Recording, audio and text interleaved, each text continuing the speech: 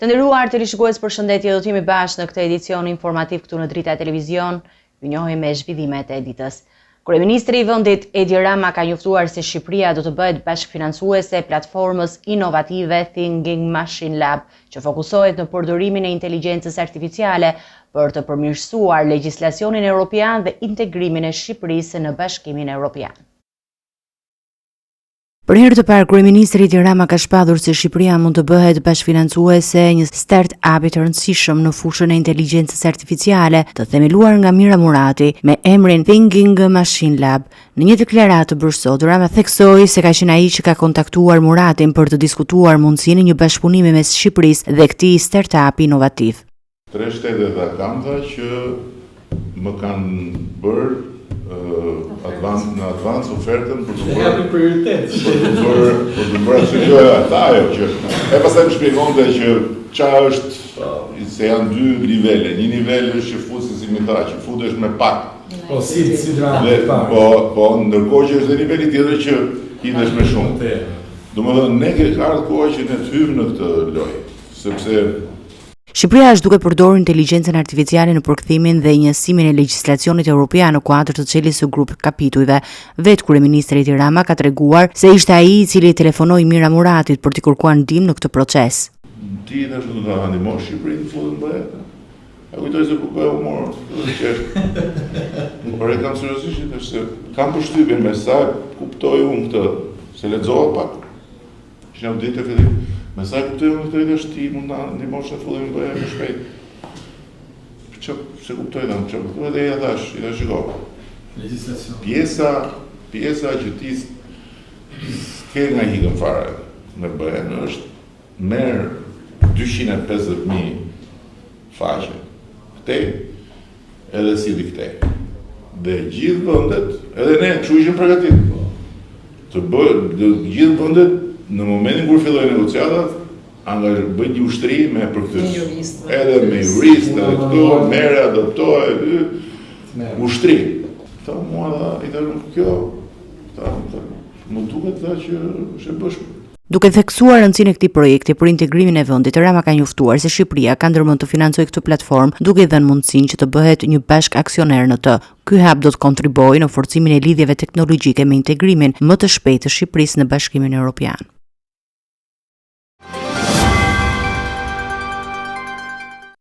Kryeministri i vendit Edi Rama diskutoi mbi mbledhjen e 4 ndërqeveritare të zhvilluar dje në Strasburg dhe nënvizoi se Bashkimi Evropian është interesuar si asnjëherë më parë për zgjerimin e tij dhe ka parë që Shqipëria është një aktor i besueshëm i reformave në Ballkanin Perëndimor. Ai gjithashtu komentoi dhe çështjen e statusit non grata të Sali Berishës.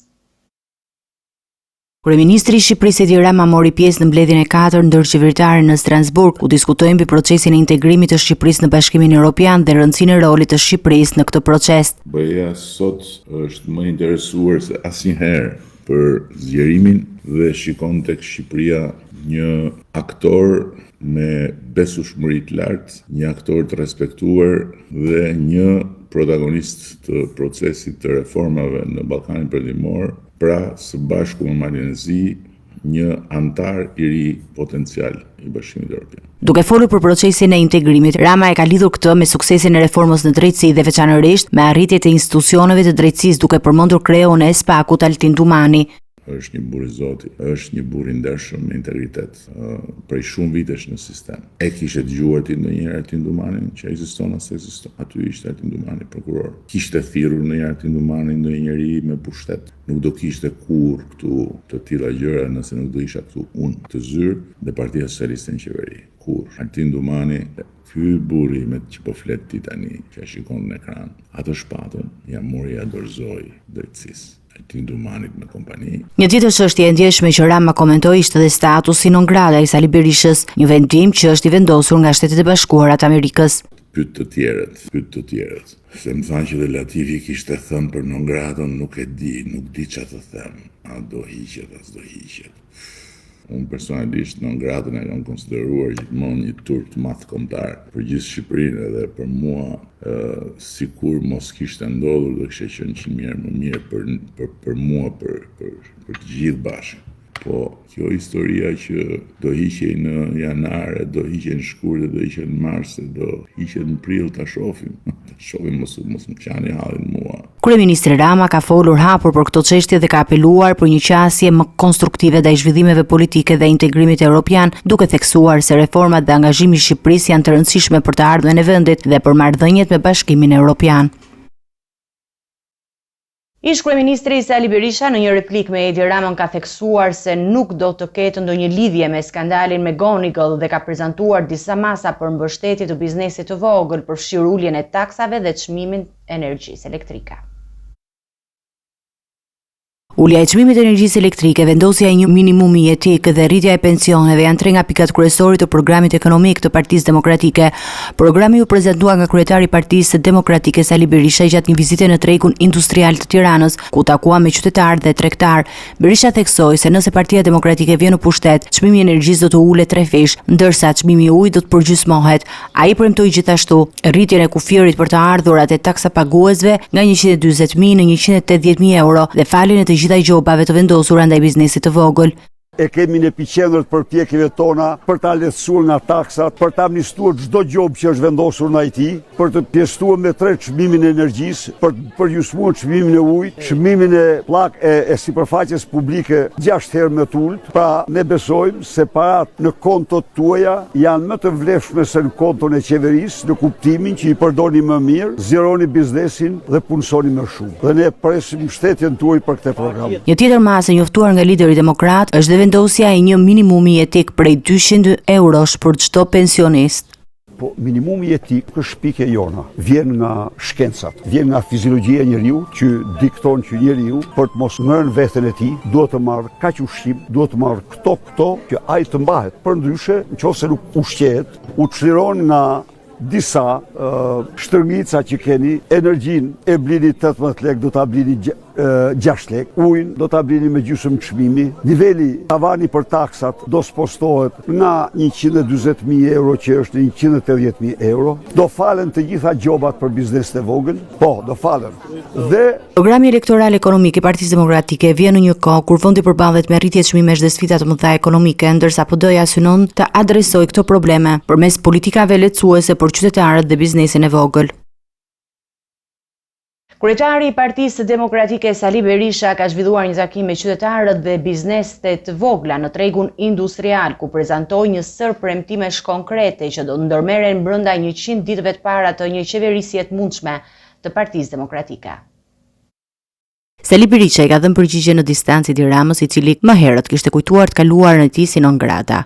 Gjeta një situatë të dëshpëruar për këta njerëz, por nga ana tjetër konstatova me kënaqësi se programin e Partisë Demokratike për biznesin e vogël, do me thënë, rritjen e tavanit për pa taksa, për biznesin pa taksa nga 140.000 euro në 180.000 euro, ishte pritur shumë mirë. Se rënja e çmimit të ulja e çmimit të energjisë nga 18 lek në 6 lek, përgjysmimi i çmimit të ujit, linjat e kreditit butë për biznesin e vogël, ulja e tarifave për sipërfaqet publike nga 1.500 në 120 lek, amnistia e të gjitha gjobave të vendosura ndaj këtij biznesi, përgjysmimi i çmimit të ujit dhe vendosja kufirit të thana bashkive që të mos mundet kur të taksojnë këtë biznes më shumë se 1% të xhiros. Në fjalimin e tij, Berisha ka vizituar tregun industrial dhe ka dëgjuar shqetësimet e tregtarëve për vështirësitë me të cilat përballen. Antony Blinken sot është non grata në vendin e tij dhe uroj që të paraqitet para drejtësisë amerikane. I them gjithashtu se nëse Blinkeni bëri një vizitë blic në Shqipëri i paguar apo i papaguar nuk di gjë, për t'i mbuluar skandalet mërshëm me Gonigal, Kazani po zjen. Ai skandal nuk mbyllet kurrë. Ish kryeministri ka premtuar se nëse fiton zgjedhjet do të bëjë gjithçka që është e mundur për të siguruar suksesin e këtij sektori të rëndësishëm për ekonominë e vendit. Seanca paraprake për privatizimin e ish kompleksit sportiv Partizani, ku janë të pandehur Sali Berisha dhe Jamar Bërmaltezi, do të mbahet në 18 prill. SPAK vijon hetimet për korrupsion dhe shpërdorim detyra. Seanca paraprake për çështjen e privatizimit të ish kompleksit sportiv Partizani është shtyrë dhe do të zhvillohet me 18 prill në orën 9:30. Në këtë dosje janë përfshirë figura të njohura politike dhe nga bota e biznesit, përfshirë ish kryeministrin Sali Berisha, dhëndrin e tij Jamar Bermalltezi dhe biznesmenin Fatmir Bektashi. Jamar Bermalltezi ndodhet në arrest shtëpie që prej nëntorit 2023, pasi akuzohet nga SPAK për korrupsion pasiv në bashkëpunim. Masa e sigurisë ndaj tij u ndryshua nga arrest në burg në arrest shtëpie me vendim të gjykatës Iliriana Ulldashi, duke ndryshuar vendimin e mëparshëm të shkallës së parë. Sipas deklaratave të Malltezit, akuzat janë ngritur mbi bazën e një kallëzimi të pabazuar që ai thoshte se vjen nga ministri Tauland Balla. Ai pretendon se prokuroria e posaçme ka zhvilluar një hetim të thelluar që zgjati 4 vite përfshirë dhe antar të familjes së gjerë të Sali Berishës, por pa gjetur shkelje ligjore nga ana e tij. Malltezi ka kundërshtuar gjithashtu pretendimet e SPAK-ut se prona ishte tokë shtetërore, duke i quajtur ato të pavërteta. Ai thotë se destinacioni i tokës ishte ndryshuar në kohën kur Edi Rama ishte kryetari i Bashkisë së Tiranës, konkretisht në vitet 2004 dhe 2006, ndërkohë ndosja mbetet një ndër çështjet më të nxehta që ndjek SPAK në kuadër të hetimeve për korrupsionin e lartë.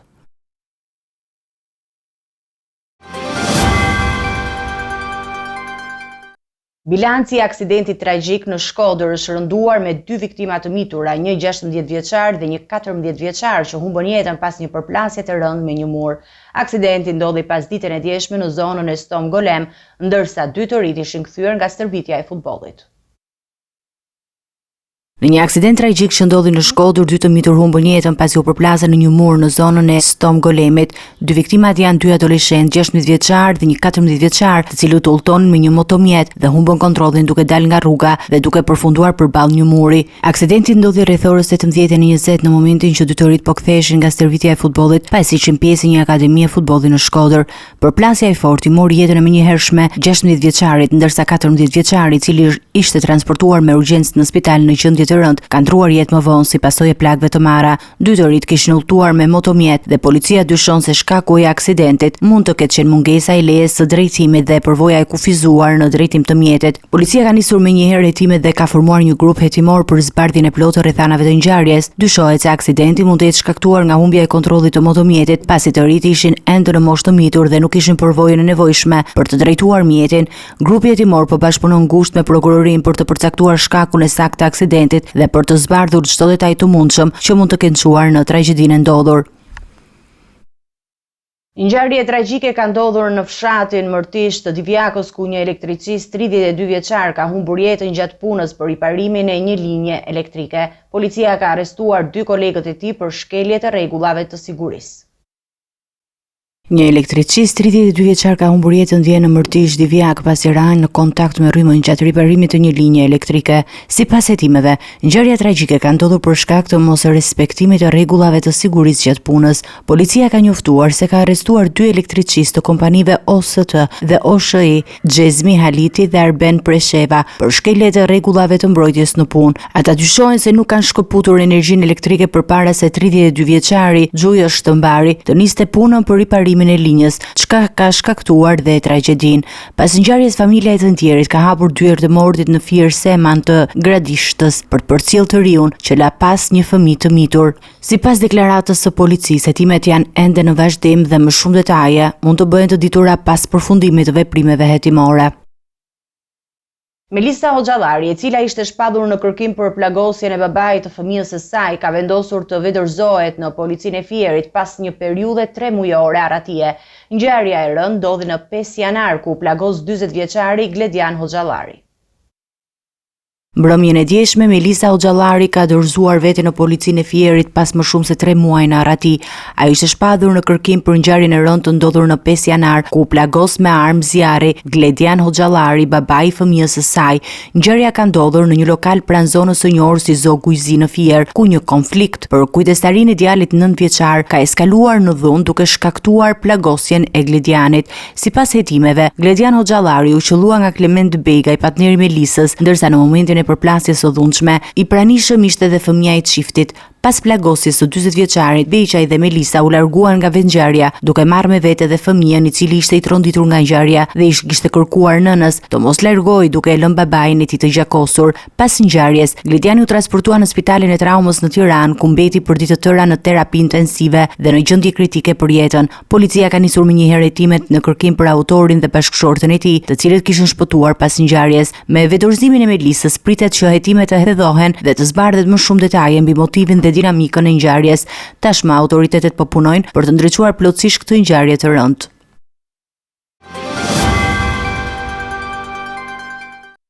Ngjarja e rëndë e 22 vjeçares shqiptare Ilaria Sula ka tronditur opinionin publik në Itali. Detajet e reja nga hetimet tregojnë për një skenar të menduar me gjak ftohtësi nga i dashuri i saj Mark Samson, i cili pas krimit përdori telefonin e vajzës për të mashtruar familjarët dhe shoqen e saj të ngushtë në përpjekje për të fshehur vrasjen. Ngjarja e rëndë e Ilaria Sulës, 22 vjeçares shqiptare, vazhdon të jetë një nga çështjet më të përfolura në Itali. Hetimet që vijojnë prej 2 javësh kanë zbuluar detaje të reja tronditëse që hedhin dritë mbi përpjekjen e autorit për të fshehur një krim makabër. Sipas mediave italiane, Mark Samson, i dashuri i Ilarias dhe autori i dyshuar i vrasjes, ka përdorur telefonin e saj për të mashtruar shoqen e ngushtë të vajzës, Maria Sofian. Në mesazhet e dërguara pas krimit, ai pretendon se Ilaria kishte njohur një djalë të ri dhe kishte vendosur të kalonte natën në shtëpinë e saj. U takuam këtë mëngjes jashtë Sapiencës dhe më pyeti nëse do të doja të dilja me të. Do fli në shtëpinë e tij sot, shkruaj në një prej mesazheve, por ndërsa kalonin orët dhe Ilaria nuk përgjigjej më në telefon, dyshimet e shoqes u shtuan. Maria Sofia paralajmëroi se nëna e Ilarias kishte nisur të shqetësohej dhe do thërriste policinë. Në mesditë, Samson sërish nga telefoni i vajzës shkroi: "Të lutem, e harrova fare që më duhet të shkoj në Terni, nuk jam në Rom." Por përgjigja nuk e bindi shoqen e saj, që kërkoi një dëshmi të drejtë për drejtë, ndërsa Samson vazhdonte me justifikime. Mikrofoni nuk funksionon, telefoni më ra në ujë. Tentativa për të mashtruar nuk u ndal me kaq. Në 31 mars, kur zhdukja e Ilarias ishte tashmë publike, Samson hyri në profilin e saj në Facebook dhe postoi: "Faleminderit të gjithëve, jam mirë." Ishte kjo përpjekja e fundit për të fshehur të vërtetën, përpara se trupi i vajzës të gjendej natën mes 1 dhe 2 prillit, duke zbuluar krimin që kishte tronditur si komunitetin shqiptar, ashtu edhe atë italian. Duke llogaritur gjykimin e shkurtuar, zbret në 3 vite izolim. GKK-ja ka pranuar kërkesën për gjykim të shkurtuar të bërë nga Zarka dhe avokati me 5 maj në seancën e radhës. SPAK akuzon Zarkën se kërkoi para për të ndikuar në një çështje për Radovan Çelën. Oficerja Eriona Daupaj mori 50.000 euro për t'ia dhënë ish prokurores së Tiranës Elizabeta Imeraj që të ndikonte në dosje. SPAK ka shpadur pretencën për ish kryeprokurorin e Vlorës Aurel Zarka me kërkesë për një dënim prej 4 vitesh burg i përfshirë në dosjen e një orsi Toyota Yaris. Zarka është akuzuar për veprën penale të korrupsionit dhe ushtrimit të ndikimit palishëm në bashkëpunim me disa individë të tjerë, duke përfshirë Radovan Çelën, Astrid Vladin dhe Eriona Daupajn. Prokuroria e posaçme ka paraqitur prova që vërtetojnë se Zarka dhe bashkëpunëtorët e tij kanë ofruar dhe pranuar përfitime të parregullta në këmbim të ndikimit të funksionarëve të drejtësisë. Këto veprime përfshin kërkesa për ofrime favore për të kryer veprimet të lidhura me detyrat dhe funksionet e tyre, si dhe për të ndikuar në proceset e drejtësisë. Gjykata e posaçme ka pranuar kërkesën e Zarkës për të gjykuar në procedurë të shkurtuar. Vendimi marrë nga trupa gjykuese përbërë nga Erion Çela, Bibët Ndreca dhe Rudina Palloj, duke qenë se veprat penale për të cilat akuzohet Zarka nuk parashikojnë dënim të përjetshëm. Kërkesa për gjykim të shkurtuar u miratua. Në seancën e datës 15 prill 2025, prokurori i SPAK Lodian Braho theksoi se nëse Zarka dënohet, dënimi do të jetë 3 vite burg për shkak të aplikimit të procedurës së shkurtuar. Eci me të tjera informacione do të kalojmë në zhvillimet nga rajoni. Albin Kurti ka dorëzuar zyrtarisht mandatin si kryeministër i Kosovës, një hap teknik i drejtuar nga kushtetuta pas vetimit të tij si deputet në Kuvendin e Ri. Dorëheqja i hap rrugën për negociata të vështira për krijimin e qeverisë së re, pasi vetëvendosja ndon se forca më e madhe nuk ka rriti shumicën absolute. Nëse nuk arrihet një marrëveshje, Kosova përballet me mundësinë e zgjedhjeve të reja. Albin Kurti ka dorëzuar zyrtarisht dorëheqjen nga posti i kryeministrit të Kosovës në përmbushje të një detyrimi teknik që buron nga ligji. Dorëheqja vjen pas betimit të tij si deputet në Kuvendin e Ri të Kosovës. Sipas kushtetutës dhe rregullave të funksionimit institucional, një person nuk mund të jetë njëkohësisht pjesë e pushtetit ekzekutiv dhe legjislativ. Ky veprim nuk përfaqëson asnjë largim të qëllimshëm nga politika, asnjë ndëshkim politik, por është një hap formal në vazhdën e proceseve pas zgjedhjeve të parakoshme të 9 shkurtit. Megjithatë, rruga për të rikthyer në drejtimin e qeverisë nuk është e sigurt. Vetëvendosje ka dalë forca më e madhe në zgjedhje, me 48 mandate, por pa arritur shumicën absolute prej 61 vendesh në kuvend. Kjo do të thotë se për të krijuar një kabinet të ri qeverisës, Albin Kurtit i nevojiten aleat politik. Faza e ardhshme do të jetë negociata për ndërtimin e një koalicioni, por deri tani shumica e partive politike kanë shprehur hezitim për të hyrë në qeveri me vetëvendosjen. Në rast se nuk arrihet një marrëveshje brenda afatit kushtetues, vendi mund të përballet sërish me zgjedhje të reja. Situata mbetet delikate, pasi Kosova ka nevojë për stabilitet politik dhe institucional, jo vetëm për të përballuar sfidat e brendshme, por edhe për të ruajtur pozicionin e saj në arenën ndërkombëtare.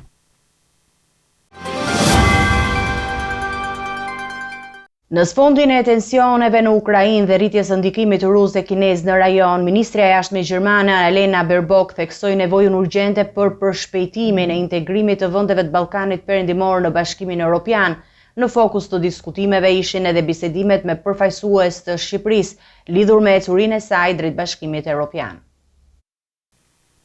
Gjatë takimit të ministrave të jashtëm të Bashkimit Evropian në Luksemburg, shefja e diplomacisë gjermane, Annalena Baerbock, i riktheu vëmendjen Ballkanit Perëndimor, duke e konsideruar integrimin e rajonit si një domosdoshmëri për paqen dhe stabilitetin në kontinent. Në Europë nuk mund të lejojmë më zona gri.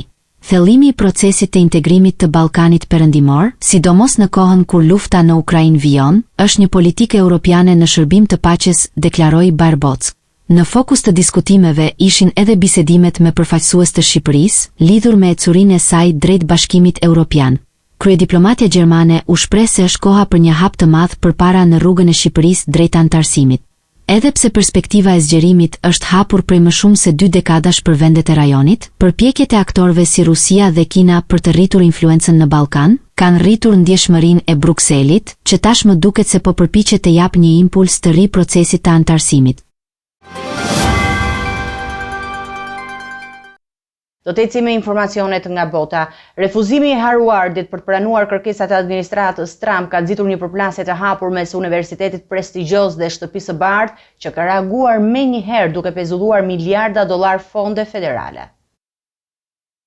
Universiteti i Harvardit është vënë në qendër të një përplasje të ashpër me administratën Trump, pasi refuzoi një listë kërkesash të dërguara nga qeveria amerikane. Si reagim, presidenti Donald Trump ka vendosur ngrirjen e mbi 2 miliard dollarëve fonde federale të destinuara për institucionin elitar. Në një deklaratë të Departamentit Amerikan të Arsimit, Harvardi u kritikua për mentalitetin e të drejtave që, sipas qeverisë, është bërë normë në universitetet më të njohura të vendit. Javën e kaluar, Harvardi mori një letër zyrtare që përmbante propozime për reforma të thella në drejtimin dhe politikat e tij të brendshme, me justifikimin se synonin luftën kundër antisemitizmit në kampus. Ndryshimet përfshinin emërime të reja drejtuese, rishikim të procedurave të punësimit dhe kriteret e pranimit të studentëve. Por universiteti reagoi me vendosmëri, duke e quajtur përpjekjen e administratës një tentativë për të kontrolluar komunitetin akademik. Presidenti i përkohshëm i Harvardit, Alan Garber, deklaroi se institucioni ka refuzuar propozimin e qeverisë dhe nuk do të heqë dorë nga pavarësia e tij apo të drejtat kushtetuese. Ne i kemi komunikuar qartë qeverisë se nuk do të pranojmë marrëveshjen e propozuar. Harvardi nuk do të lejojë që autonomia e tij akademike të vihet në rrezik, theksoi Garber.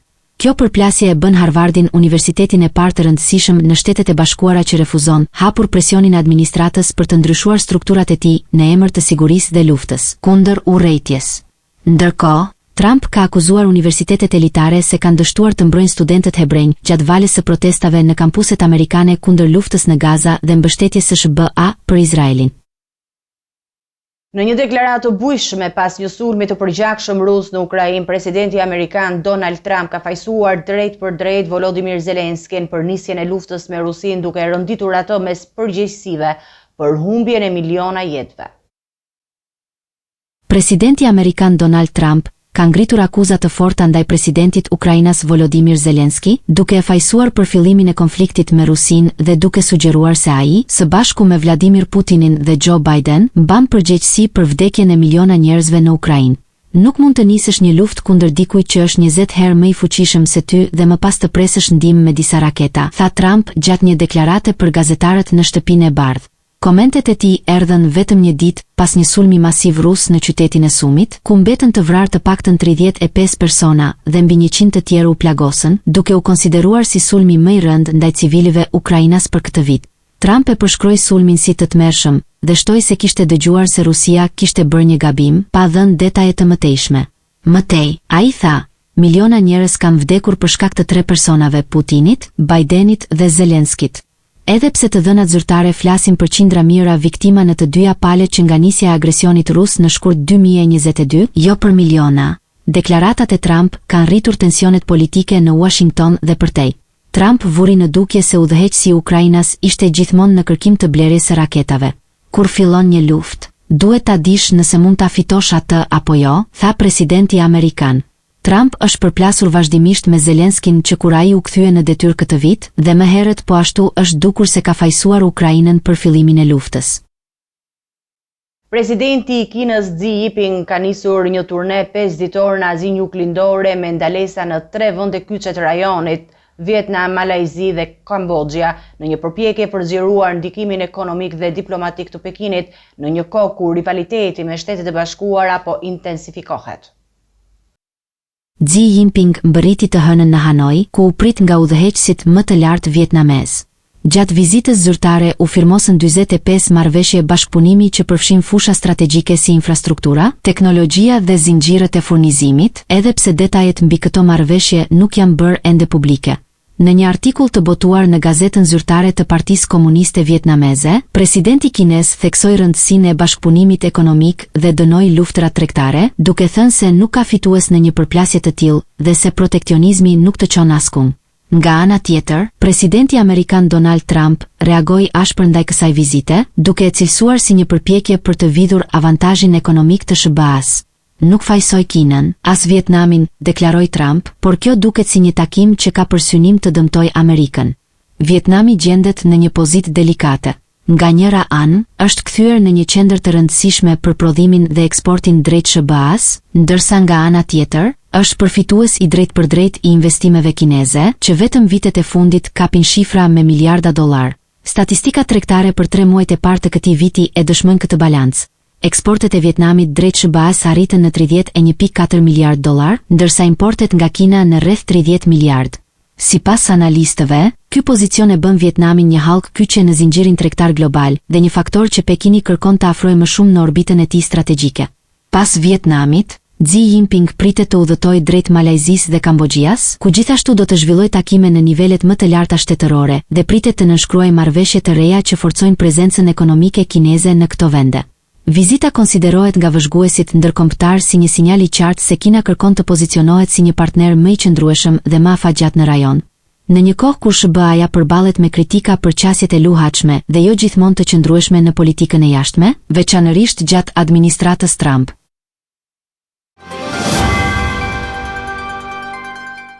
Të nderuar televizionistë, do të njihemi me parashikimin e motit. Territori shqiptar për datën 16 prill do të ndikohet nga kushte atmosferike të paqëndrueshme, me alternime kthjellimesh dhe vranësirash.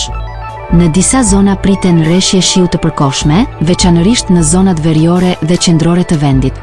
Temperatura minimale pritet të zbresë deri në 15 gradë Celsius, ndërsa ajo maksimale pritet të arrijë deri në 28 gradë Celsius, veçanërisht në ulësirën perëndimore. Era do të fryjë lehtë deri mesatare nga drejtimi perëndimor me shpejtësi 6 deri në 11 metër për sekond, ndërsa përgjatë vijës bregdetare mund të arrijë deri në 14 metër për sekond. Deti parashikohet me dallgëzim të lehtë deri në 3 ball. Temperaturat minimale dhe maksimale për disa nga qytetet kryesore të Shqipërisë do të jenë si më poshtë. Shkodër 16 deri në 28 gradë Celsius. Kukës 10 deri në 22 gradë. Peshkopi 9 deri në 20 gradë Celsius. Tiranë 15 deri në 28 gradë. Durrës 15 deri në 27 gradë. Kavaj 15 deri në 27 gradë. Elbasan 15 deri në 27 gradë Celsius. Berat 15 deri në 27 gradë. Korç 10 deri në 23 gradë. Vlorë 16 deri në 25 gradë Celsius. Gjirokastër 15 deri në 27 gradë. Sarand 16 deri në 26 gradë Celsius. Territori i Kosovës për datën 16 prill do të karakterizohet nga mot pjesërisht i vranët, me intervale me diell dhe mundësi për rreshje të dobta lokale në zonat kodrinore gjatë pasdites. Pjesa jugore e territorit pritet të përjetojë më shumë kthjellime. Temperatura minimale do të zbresë deri në 10 gradë Celsius, ndërsa ajo maksimale do të arrijë deri në 23 gradë Celsius. Era do të fryhej lehtë nga drejtimi verilindor me shpejtësi mesatare prej 5 deri në 10 metër për sekond dhe në disa lugina herë pas here mund të arrijë deri në 13 metër për sekond. Temperaturat minimale dhe maksimale për disa nga qytetet kryesore të Kosovës do të jenë si më poshtë. Mitrovica 12 deri në 23 gradë Celsius. Podujev 12 deri në 22 gradë. Skënderaj 12 deri në 21 gradë Celsius. Pej 13 deri në 23 gradë. Prishtinë 12 deri në 23 gradë Celsius. Gjakov 13 deri në 22 gradë. Malishev 13 deri në 21 gradë. Gjilan 12 deri në 22 gradë. Ferizaj 12 deri në 22 gradë Celsius. Kaçanik 13 deri në 21 gradë Celsius. Suharek 13 deri në 21 gradë. Prizren 13 deri në 22 gradë Celsius.